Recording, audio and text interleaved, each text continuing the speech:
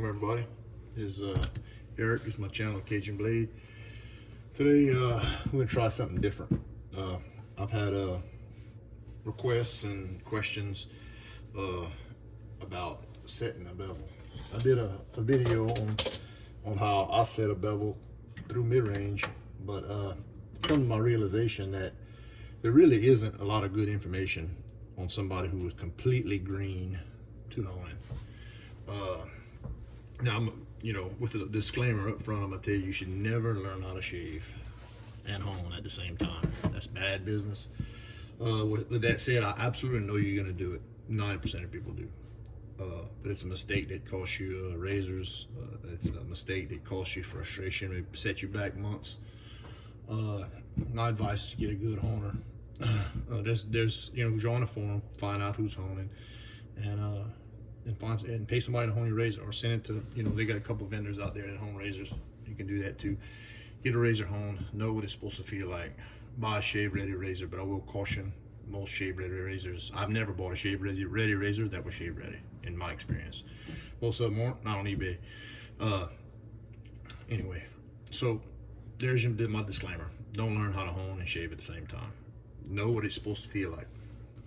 And then when you start honing, you need to acquire a good set of stones. I'll highlight a little bit of that, but look, stone selection is preference. I do not suggest you mix and match in sets just starting. You probably, if you're gonna go with Shapton, go with a set of Shaptons. If you're gonna go with nanos or whatever nano you're gonna go with one set. I'll personally mix and match. That is my preference.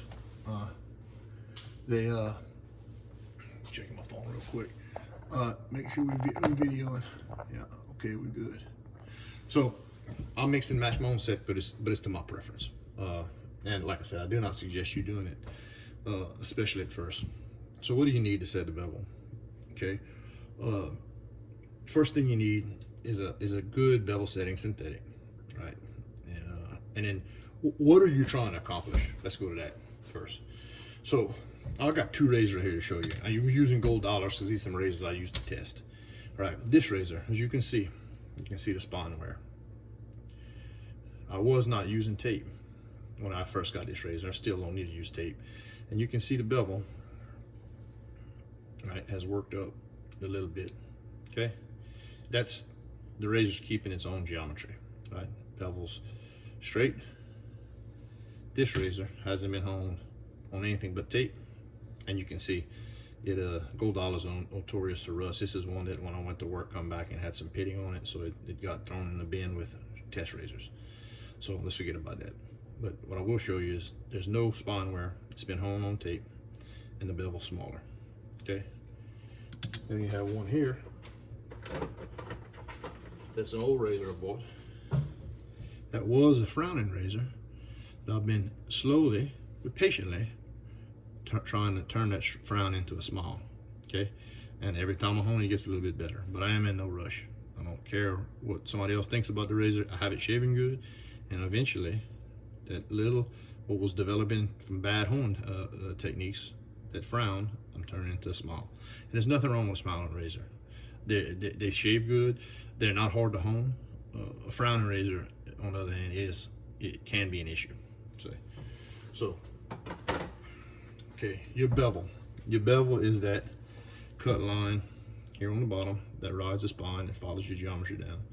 Apex is at the end where your apex is where something meets, right? By definition, where your two sides of the bevel meet.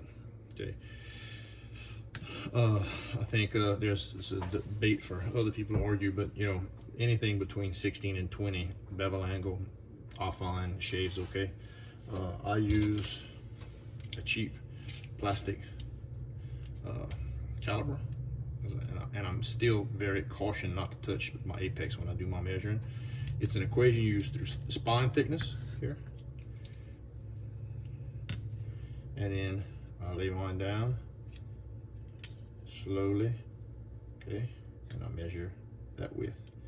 So you use those equations. I'm not going to go through the calculation here. If you need it, you can message me. I can give you a quick formula to put in the Excel spreadsheet, or you can figure your own bevel angle. Why am I telling you this? Because what I'm getting ready to tell you is that if you're going to tape your spine, which I recommend, when you're first starting out, instead of eating up a razor. Disclaimer number 2, this video is not for you guys who know how to hone. This is a request by somebody who's learning, okay? So if you disagree or agree, I mean, it doesn't make me no difference. Leave it in the comments. I'm not saying I'm right, but I'm saying I do it, and I'm trying to avoid maybe people making purchasing mistakes or tearing up their equipment, okay? And I'm just trying to go step by step. So anyway, we talked about the anyway, why I went through all that. You need to know what function you're trying to do, right? And if you have a frowning razor, that's not a bad problem, okay? There is a lot of content out there that talks about geometry correction. You're making a huge mistake if you try that just starting. If you start putting these things on a DMT and grinding on that spine, you will ruin the razor. That is absolute asking for failure. I mean, you're way away from wanting to do that. What I suggest is putting a layer of tape on it, preserve a little bit of this, right? Quicker you can get to the apex. Use a Sharpie, know where your work's done, and go in slow incremental steps, right? So that's what we're gonna try to do today. Okay, I'll show you why I'm talking about a Sharpie. I'll show you, we'll do step by step. I doubt I'll get a bevel set. I'm just working through the functions of doing it. So let's talk about stone selection. Okay, to set a bevel, first of all, the recommendation of setting a bevel on a Norton 4.8K or a King 1.6. I don't like combo stones. I don't like soakers. That's up front. I'll never suggest that to anybody. And I think that even though Shapton 4000 is actually more like 2000, I would still not suggest you setting a bevel on 2,000 or 3,000. That's for experienced honers, right? That's for people with patience. I know that you do not have patience. That otherwise you would have learned how to shave first and then got somebody hone your razor. So I would start on a lower grid, no lower than 1,000, and understand the lower the grid, the more steel you're going to remove. Okay, so I guess the safe way maybe it would up you to a 2,000 or 3,000, but if you also listen to a lot of the propaganda out there about, you know, over honing or setting edges back, you know, someone explained to me, how do you do that when you don't even have a set bevel? So specifically, I've talked to people who are afraid of over honing during a bevel set, and I don't understand that, because if you don't have shit, how can you worry about overdoing it, right? So what I would call overdoing is too much pressure, grinding on a diamond plate or a 400 trying to set a bevel. Unnecessary, you're gonna ruin your equipment. Okay, so my preference is a Shapton 1500. That's my workhorse. With that said, the benchmark for the industry and most owners is the Chaucera 1000. It's a great stone. I didn't start with that. It was on my price range there, about $100, $90. Shapton's about $7,500. I settled for this one. Basically, I say out of price range. What drove it was, I'll tell you the truth, Ken Johnson talking about the Chauceras and the cracking issues. I think they solved all that now, so I went to the 1500. I don't regret it. Next time I get a bevel setter, it probably will be a Chaucera 1000. Like I said, they're the benchmark of the home. With that said, this is the working man stone, right? This thing will do some work. Not saying nothing about the Shapton 1000, probably a great stone. That's not what I started with. I started with the 1500, and I can set my 1500 Shapton will outcut this piece of crap Nano 400. This isn't a Chaucera. This is the Nano Professional 400, and this stone will outwork this stone. This was a waste of money. I should have bought the Chaucera 400. So, only time I use that, and I will use it on a problem gold dollar, just out of hope I can get some more work out of it. So you got your Nano series, your Golkin. They have what they call a new generation Chaucera 1000s. They're very affordable, about $39. That's a stone that I don't have. I've heard good things about it. You got your Superstone 1000s. You know, you have multiple Nano 2-3000s that would be suitable for this, right? My preference, like I said, is the Shapton 1500. That's what we're gonna work with today.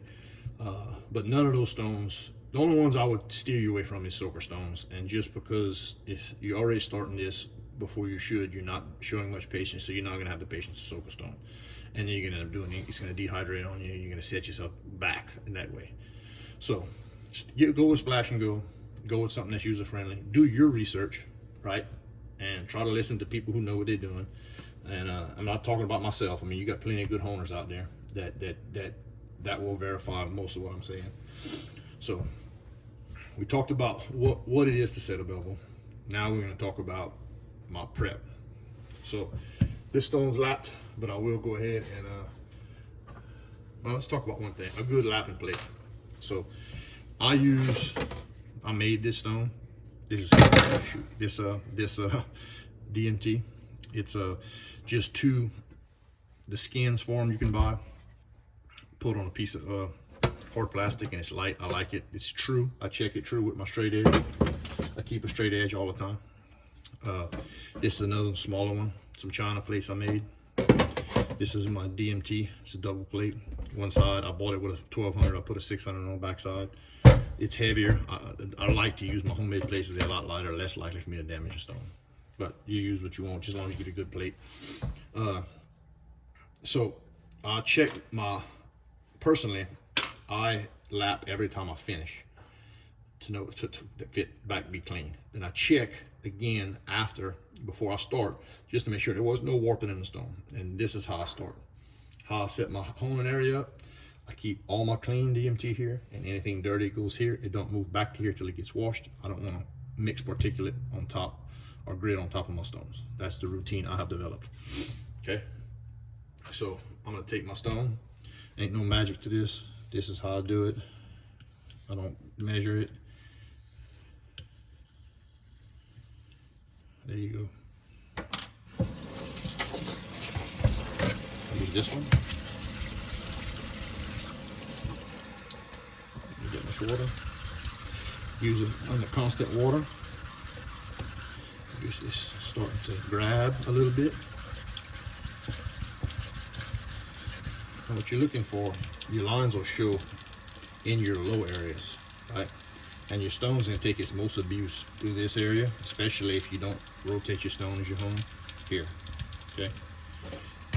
I'll try to use medium pressure, not bearing down on it, because then you're flexing stuff, okay? So I'll try to go forward and back. You can use figure eight, you can use whatever you want. This is how I like to do it. Okay, and then after I do that, don't take but a second. Take my straight edge, I hold it up to a light and see if I can see light through it. I dry my stone first, that way I don't have water getting in the way, and I verify I'm flat. Like I said, not rocket science. All right, so now I'm ready to go. So next, in this situation, I'm gonna tape the spine. I use Super 88 electrical tape.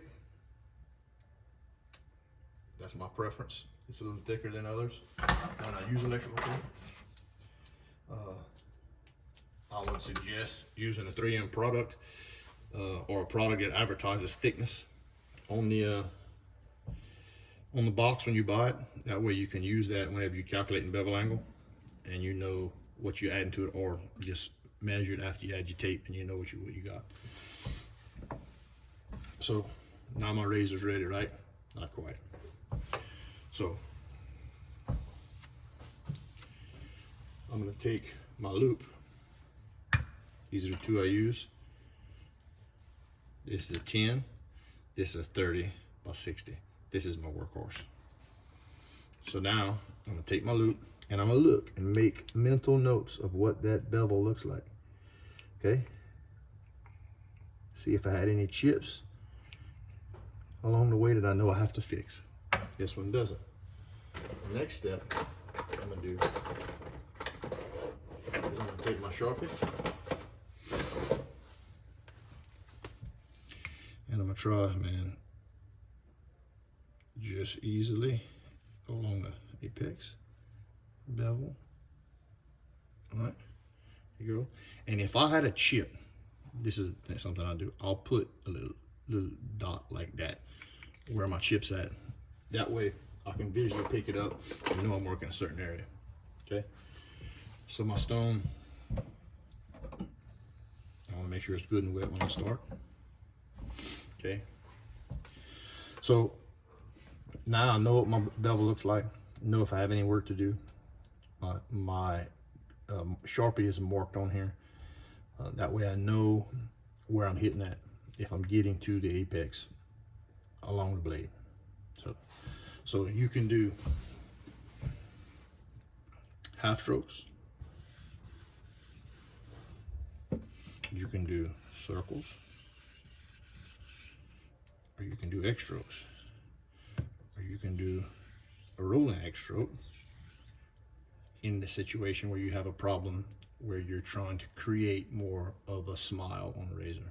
Okay, so now I did enough there to where I ought to be able to see. I won't wipe, I just damp my microfiber, clean towel, dampen, I mean just not dampen, I'll slowly, just gingerly tap the blade on there, dry it. I'll get my loop and we'll inspect. And right now I can see that I am hitting everywhere but the very extreme, so you can see that on the toe, and a very extreme heel. This side, I would say here, I can see that by eye, a little bit here. That's not a problem. That's not cause for geometry correction. That's not ready to, you know, I have to do all this work. Easily fixed, okay? So, in the spirit of not making this too noisy for y'all, I use a little squirt bottle full of water, okay? So, what I like to do is a combination. When I set a bevel, I use a routine. That way I know where I start at. So I'm gonna usually do 20 here,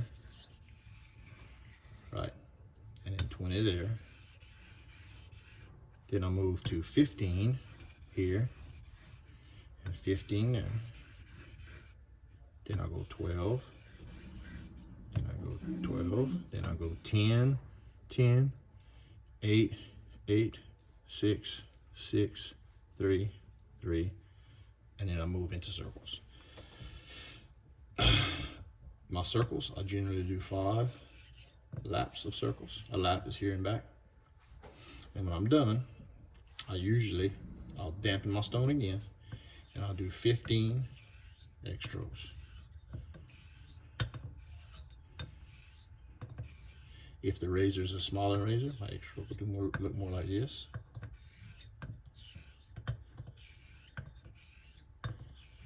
Okay, so that would be one round, okay? And then at that point, I would clean this blade and I would inspect it.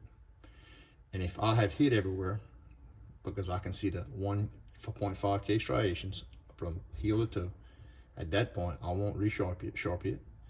At that point, I will I'll palm strop it a bit. If I got a strop bomb, I may pass 2 or 3 times on it, and I'll see if it'll shave on here. Or you can use a tomato test, or you can use a grape test from heel to toe. Make sure it falls in, not saws in, falls in. I use arm hair. If it shaves, that's my goal off bevel set, to get it to shave off of my bevel set. If it doesn't, and I saw it hit everywhere, I'd usually choose not to do a full set. What I would do at that point, if I'm really close, I'll just go back into these. And when I'm doing my X stroke, especially on a razor that smiles, I'm putting torque towards the blade, right? Not to the spine. I'm not trying to eat the spine up. The spine is a guide. Torque towards my blade on my bevel set. And I'm not telling you to do this all the way up through your mid-range. On your bevel set, I'm torquing to my blade, and I will put pressure on the heel, through the middle, to the toe. And I'm feeling this. And you can see the water. Let me build a little swath, little. I'm building some slurry. You do not need to build slurry in synthetics. I do, and I often use it for this reason, to see where I'm at. But you do not need it. You do not need slurry on synthetics. Okay, so, but if you got eyes like mine, you can see undercut and where you're missing at. All right. In this situation, I have an undercut from heel to toe.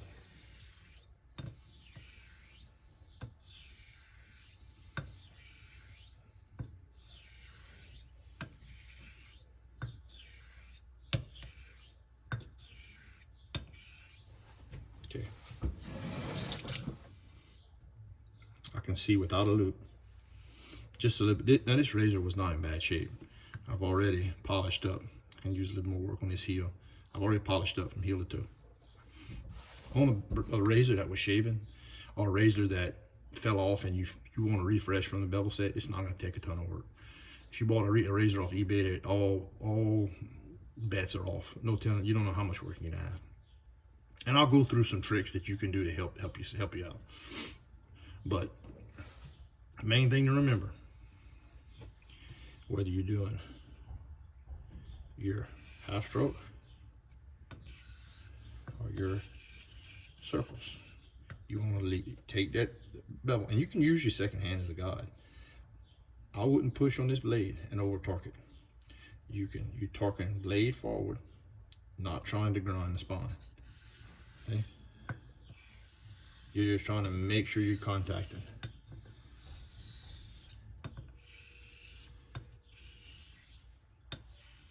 I often use two hands, and when I'm filming I don't, because I try to get you as much vision as you can see. All right, a little talking. So when you buy a razor and you make your mark, and you've never seen the razor before, you don't know how it's honed, you make your black mark, you put your tape, you start honing. If you see you're not getting all the way down, then that means they probably, okay, let me back up. If you try to hone with your Sharpie and no tape, and you're getting all the way to the apex, that means that razor had always been honed on without tape. And you can look at the spine and tell, you know, that what has been done to it, right? So at that point, if you choose to, you can hone without tape. But if that line indicates that you're not, and you see mark at the end and you're polishing up the bevel, that razor has been honed on tape.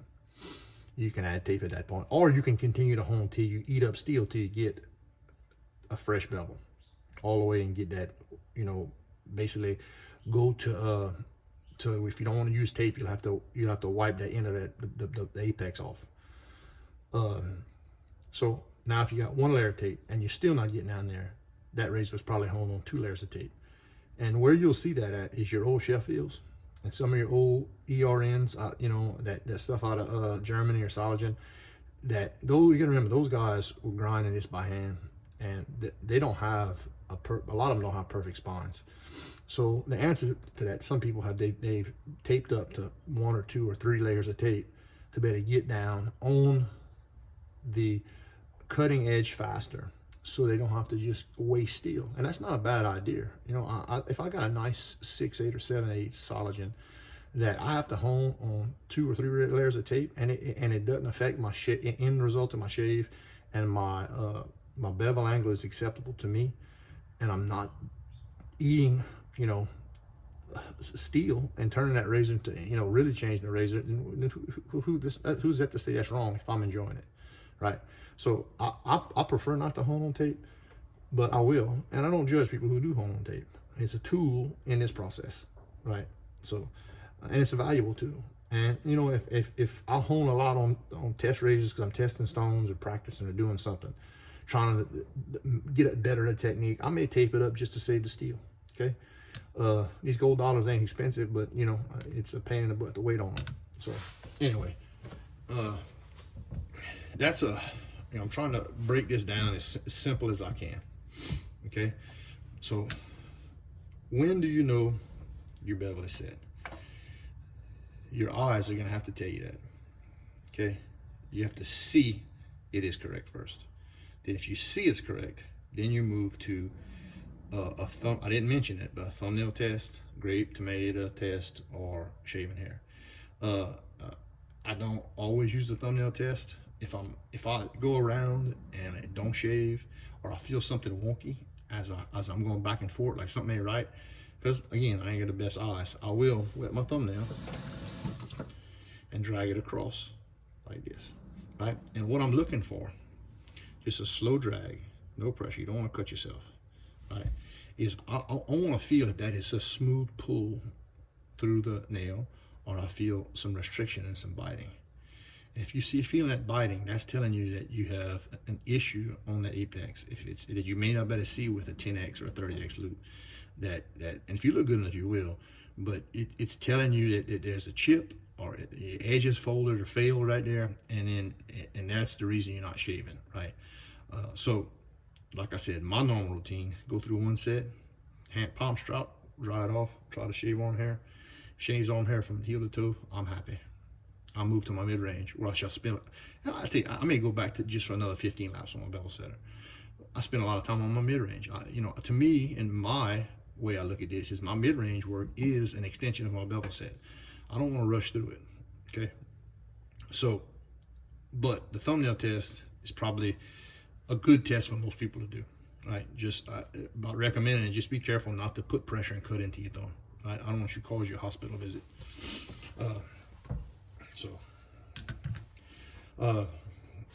Let's see. This razor has never been honed on the spine. Okay. See if you can see this. This razor has always had tape.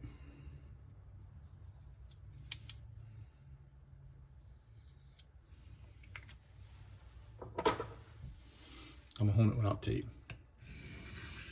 You hear the spine, the difference? Okay.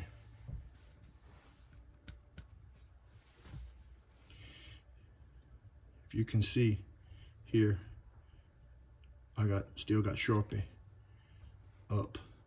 It's very faint. If you had a loop, but you can't see through my loop, you better see it. But you can see where I'm in onto the apex, on the bevel, I'm sorry. And then right at the end here, you can see black.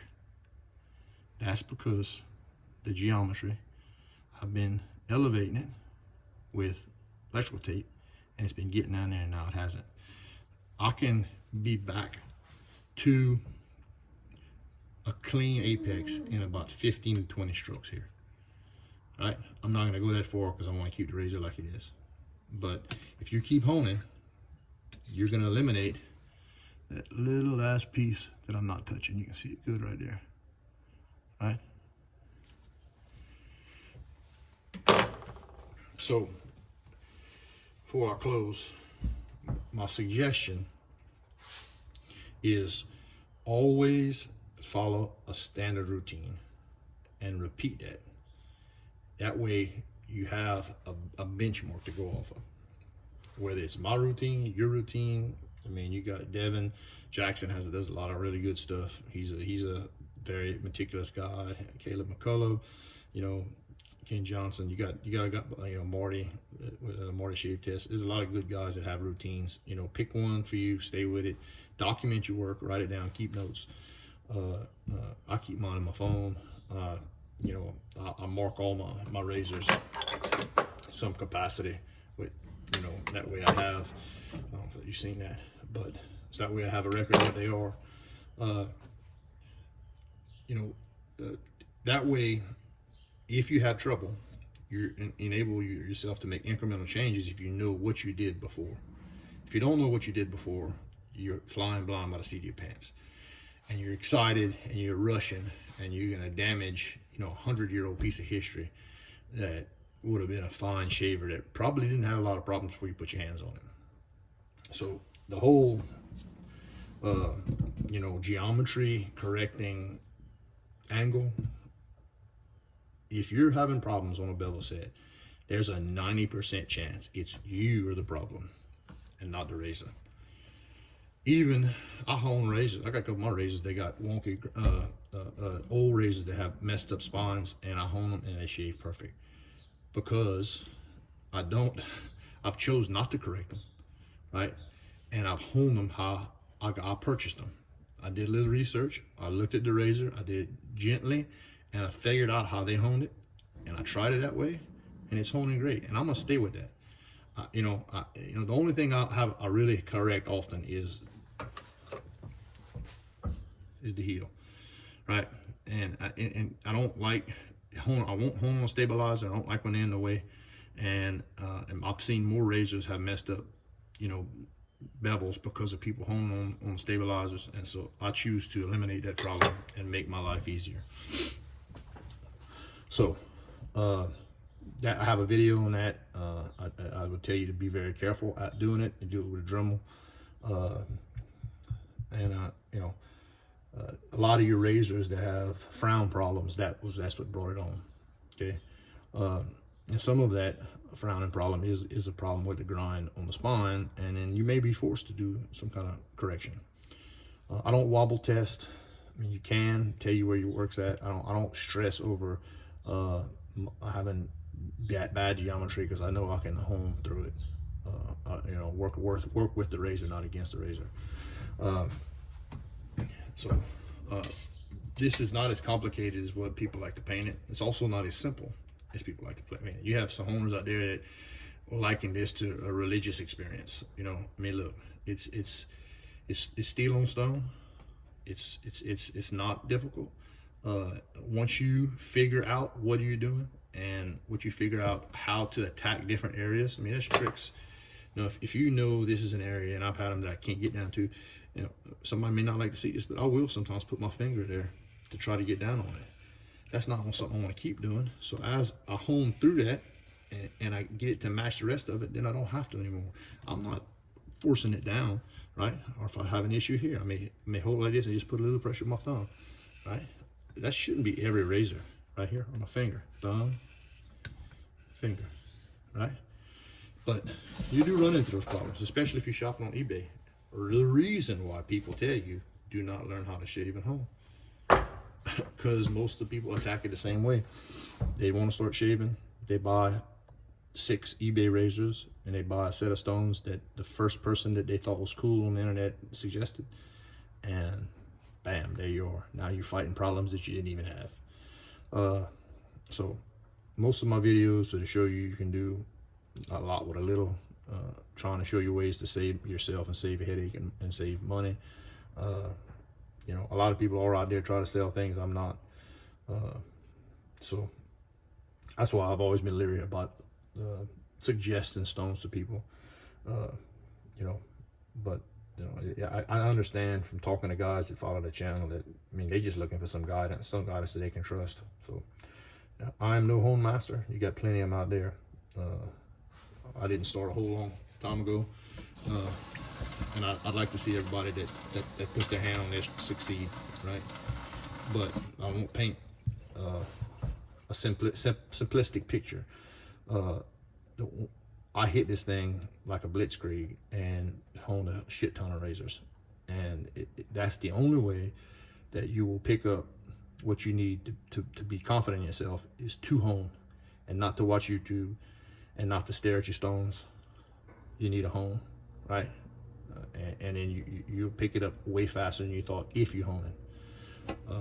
If you intimidated by it, then buy a cheap razor, buy a gold dollar. You can get them for probably $10 on Amazon. Start with that, or you got other. I'm not a salesman for gold dollar. I think that Union razor, you got quite a few. I mean, don't sink your teeth in, And look, you can get a $15 razor on eBay. That's an old German razor, but that razor may have a ton of problems on it, right? And you ain't ready for that yet.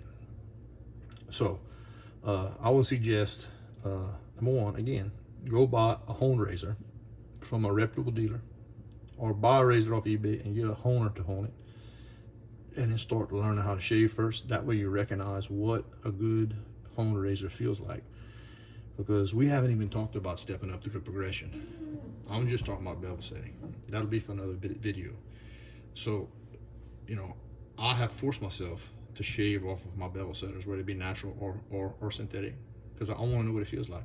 I shaved off my 4K, I've shaved off my 6K, I've shaved off my 8K. I don't think I ain't shaved off those my 400. I'm not going to do that. But I didn't start out doing that. I learned how to hone first, and then when I could get a shaving edge with it, and I could tell I had wiped out the previous stone's striation, I'd strop it, and then I'd shave on it. That way I knew where I was at with the razor. I knew where my problem was. I knew where I missed when I thought I was finished. The other thing, I prefer natural stones. I do a lot of JNAT videos, but that's me. I like Coticles just as much. It's just whatever I'm working on, that's what I'm making videos on. And I swap back and forth practicing. But you know, the synthetics are the same. I mean, my naturals are the same way. So depending on where I make my jump, because I shaved off each one of my synthetics, I can tell when I made my jump if I even went backwards on a natural, or did I gain anything. So, and that just comes with time, right? But I don't suggest anybody starting on a natural out of the gate. Just learn how to hone synthetics. Learn, you got different tricks you can read up on, balsa stropping and with paste, and then pasted strops. And I don't use a lot of that. It doesn't interest me. But I mean, I'm not against it. I'm just saying it's not my thing. I learned on synthetics. I jumped to Coticles. Then I went to JNATs. I went back to Coticles, and I'm kind of whatever I'm feeling like that day. So, but what we're talking about here is bevel setting. Okay, I'm kind of rambling. So I hope this video helps you guys who approach me about it. And if one of you guys who's been home a long time, care to comment, and if I said something wrong or misled, or because if you listen to my video, I don't judge honers. You hone your way, I hone my way. I don't disrespect how you hone. I just present my preferences. I don't get into internet bullying and all the the pissing contests. I mean, that's not why I do this. But if you like to do it, that's fine with you. I'm good with that too. But like I said, if I misled or represent any way, please comment. And you have multiple guys that watch this channel that are trying to learn, and I want to see the best for them. So, and that's all I got. And I'm gonna lap this stone one more time before I put her up. And I got my drying rack right here. Okay, I guess I can talk about that. Stone storage. Let's see if I can get them in there. This is a homemade drying rack I got. I store all my stones sitting straight up. I dry them. They stay in here 99% of the time. If you're going to invest money in equipment, you want to take care of it. Okay. So this is what I use. You probably could use a dish rack. I think I used that at one time in the house. My wife didn't like that too much, so I made this little rack out of a piece of ice box, old ice box shelf, and I sprayed that bed liner on it, and where it doesn't scratch my stones up, and we went from there. But anyway, hope I didn't leave too much out. And look, if I did, leave comments, and any advice you care to pass on to guys that's just starting out. So this is Eric, Cajun Blade, and appreciate you joining me today. Thank you.